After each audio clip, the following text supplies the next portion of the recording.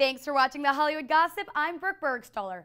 And as if the award could have possibly gone to anyone else, MTV has announced Miley Cyrus as their Artist of the Year.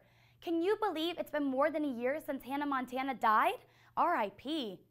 Besides Cyrus nabbing the award from MTV, she's also a top 10 finalist for Time Magazine's Person of the Year. So basically, she's killing it. Cyrus grinding her then 20-year-old butt into Robin Thicke's Gentleman Bits at the MTV Video Music Awards in August was one of the most talked about cultural events, said MTV.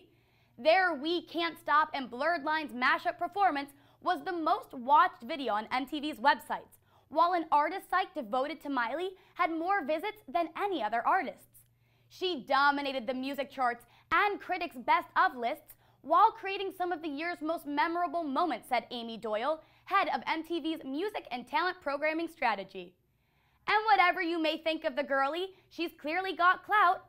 While the fact that she was announced as a finalist for Time's Person of the Year alongside NSA defense contractor Edward Snowden and the President of the United States is concerning, no one can deny the general worldwide curiosity of Miley Cyrus.